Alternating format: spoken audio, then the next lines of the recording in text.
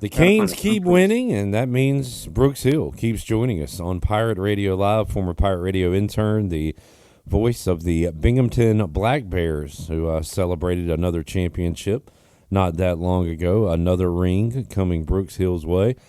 Brooks, how you doing today, man? Yeah, doing good. It was a very fun weekend up here in upstate New York. Proud to go back to back in the FPHL, and now we're transitioning the front office staff from in season to off season. So hours are a little bit more relaxed, not as long work weeks, which everybody's excited about, and just gearing up. We're already talking about what's coming up in the fall next year. Well, now it's the off season. You can focus a little more on your first hockey love, which is the Carolina Hurricanes. And Brooks, they advanced to the Eastern Conference Final. First things first, got you on the show impromptu yesterday on the phone and asked for some goal scorers.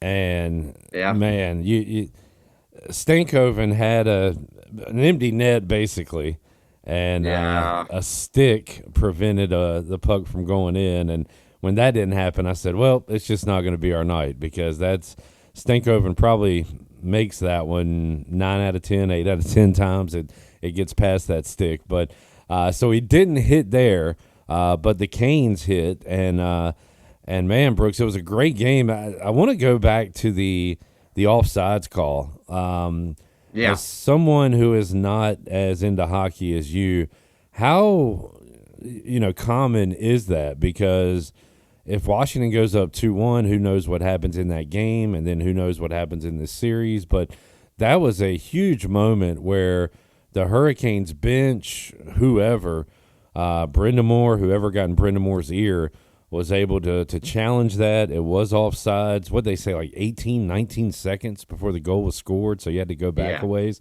But how common is that? How huge was that for Carolina? How devastating was it for the Caps last night?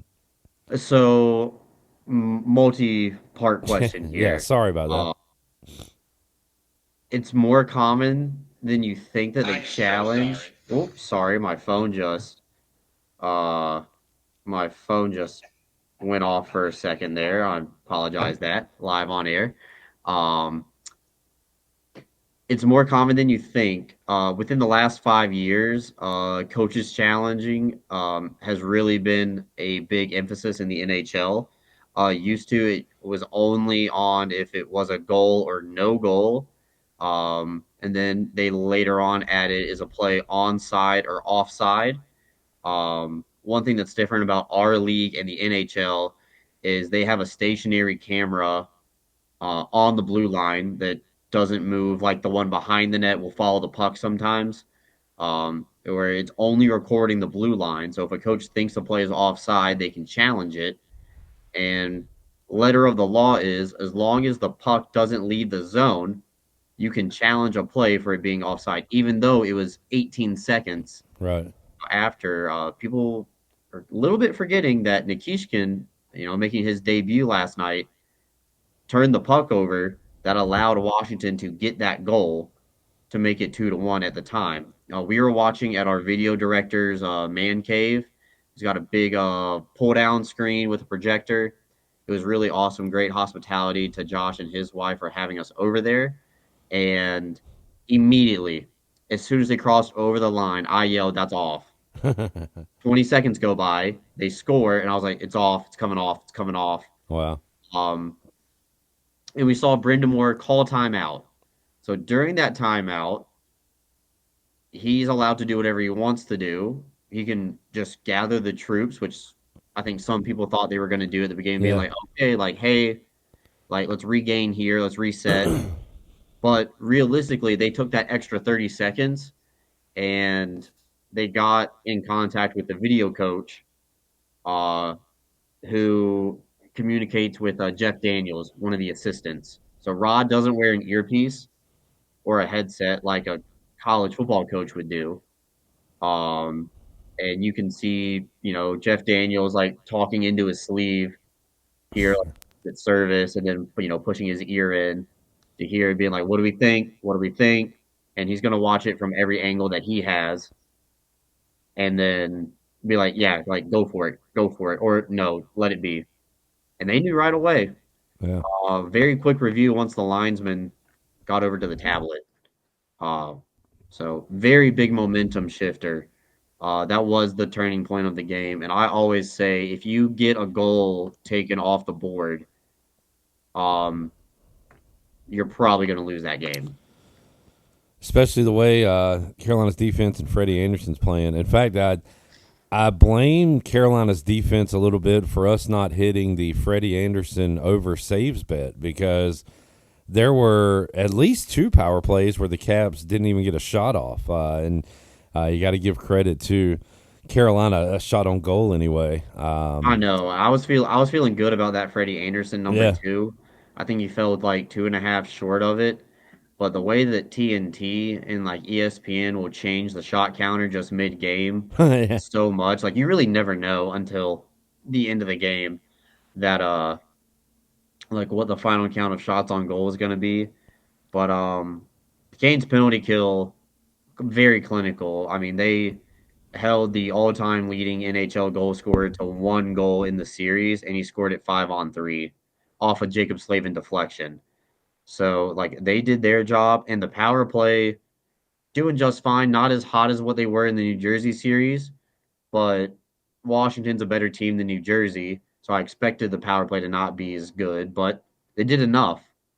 Um, but they're doing really well at 5-on-5, and I think that's where they won this series is 5-on-5. Brooks Hill joining us. Brooks, tonight the Florida Panthers look to close out the Maple Leafs, and I think going into round two, Florida and maybe Dallas were the betting favorites to win the Stanley Cup. Florida gets down 2-0 quick in Toronto, and then, man, they have flexed their muscles since and dominated this series. Do we know when the semis will begin? The Eastern Conference Final will begin. If Florida wins tonight, when do you think it starts? If Florida loses tonight and has to play a game 7, when do you think it would start? Yeah, so it's a good question. Funny enough, Hurricanes actually can't announce what days they're playing yet because it would be affected on who the opponent is. Because Carolina finished with more points than Florida in the regular season, Oh, but they finished with less than Toronto. So if Toronto was able to come back and win this series, they would be on the road for games 1 and 2 up in Canada, and then back in Raleigh 3, 4, and 6, like if they were scheduled to be against the Capitals. Obviously, if it's Florida, it's the opposite, and game one's in Raleigh. so Um, from what I hear, Brooks, like Florida's the better team, but you would get them at home versus Toronto. Maybe you could have a better shot, but you get them on the road. So kind of a, I don't know. You can find a positive in any one of those instances if you're a Canes fan. I'm positive about no matter who they play.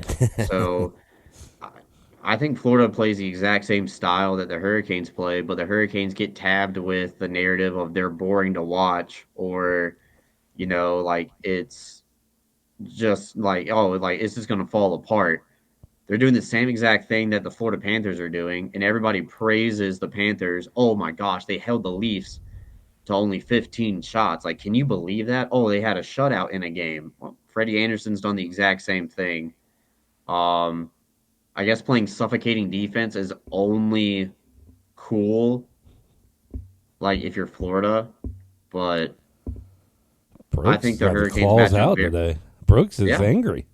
yeah. Well, like I'm kind of tired.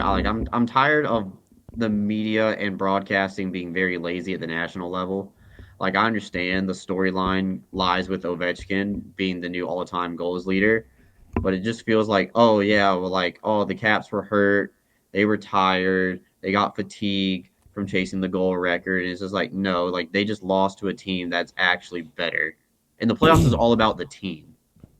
Like you win playoff series by being the better playing team, not having better players. And that's something that the last time the Hurricanes and Panthers played in the Eastern Conference Final, Florida played great as a team, and the Hurricanes did not. So we'll see if that changes this time around, no matter who they play. Could still be a Toronto. Who knows? Well, I'm just glad I don't follow the national media because I'm happy today, and I guess there are sensitive Canes fans out there, but screw it. We're going to the Eastern Conference Final. Brooks, we're going to cut it a little short today. Let's reconvene next week when we know our Okay. opponent, and we'll do an Eastern Conference Final preview with you. But wanted to get you on today for some instant reaction. Man, Canes look great in that, and last night's game a little different than the ones in Raleigh. Had to kind of gut it out, and got that goal before we had the sudden death overtime. So that was great, and the guy you called out going into the playoffs, I think even before round one, Andrei Svechnikov has been the goal machine Yeah. for the Hurricanes here. Yeah, he's got 8, so he's one behind Mikko Rantanen for the league leading in the playoffs, which is very, very funny. And if the Hurricanes advance, uh, could have some very, very ironic storylines Yeah. coming up for the big one. I would be back in North Carolina for that. I would never miss it. Good deal, So, Brooks. Yeah, let's do it again next week, man. Thank you for joining us today. Have a good weekend, buddy. all right, appreciate it. Thank you guys.